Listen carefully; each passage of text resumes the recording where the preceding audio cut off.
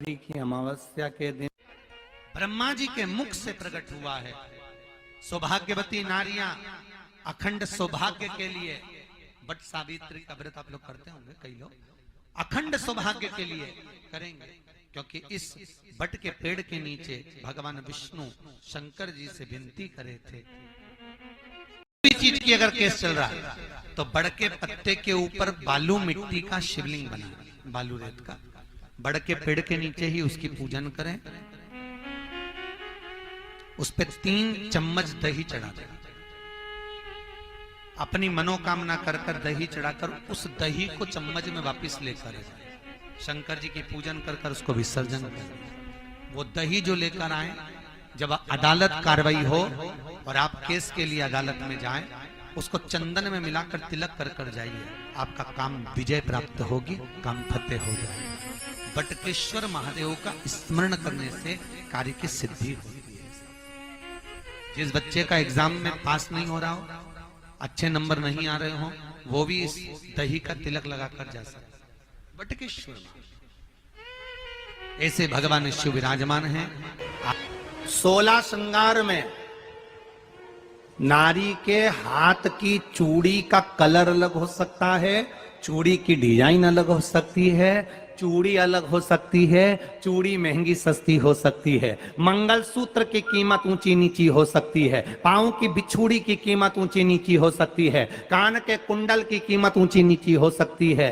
तुम्हारे शरीर पर जितने जितने 16 श्रृंगार हैं उसकी कीमत ऊंची नीची हो सकती है। केवल मंगलसूत्र की डिजाइन बदल सकती है, नाक की लौंग की डिजाइन बदल सकती है, कान के बुंदे की डिजाइन बदल सकती है, हाथ की चूड़ी की डिजाइन बदल सकती है, पांव की पायल की डिजाइन बदल सकती है।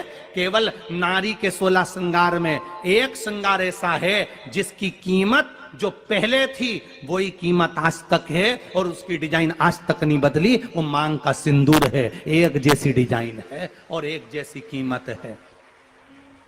सारे श्रृंगार की कीमत अलग, पर मांग में जो सिंदूर डाला जाता है वो एक कीमत का होता है, एक डिजाइन का होता है और एक जैसा होता है, और वो सबसे भारी होता है। सावित्री यमराज से कह रही है मेरे पति को छोड़ दो। यमराज कह रहा है सावित्री तेरा पति मर चुका है, मांग के सिंदूर को पोंछ दे। सावित्री कहती है पूरा श्रृंगार उतार दूंगी पर मांग का सिंदूर नहीं पूछने दूंगी। तब यमराज ने कहा जब तक तू मेरे मांग का, अपनी मांग का सिंदूर नहीं उतारती तब तक तू मेरे पास नहीं आ सकती। भगवान यमराज से सावित्री ने कह दिया मैं भी तुझे वचन देती हूं यमराज, मेरी मांग में जब तक सिंदूर है, जैसे सीता ने लाइन, लक्ष्मण जी ने लाइन खींच दी थी और सीता पार नहीं जा सकती थी, मैं भी तुझे वचन देती हूं जब तक नारी की मांग में सिंदूर है तब तक तू उसके पति को उसके सामने लेकर नहीं जा सकता। यह भी मैं तुझे कह देती हूं। यमराज भैंसे पर सवार होकर सत्यवान को लेकर जा रहा था, सावित्री से वचन पर वचन चल रहे थे, बड़ के पेड़ के नीचे छोड़कर आए। क्या चाहिए तुझको, क्या चाहिए तुझको, क्या दूं मैं तुझको, कुछ मांग ले मुझसे।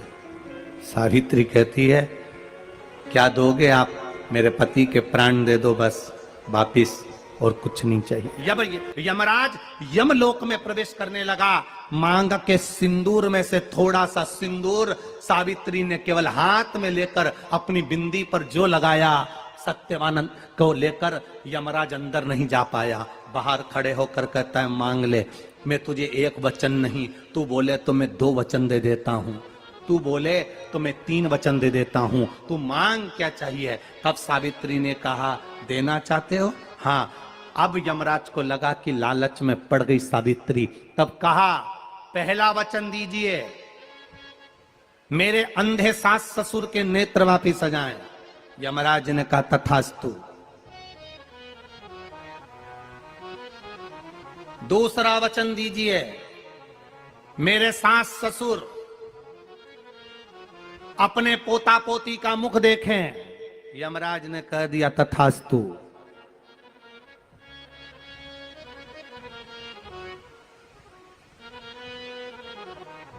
जाओ।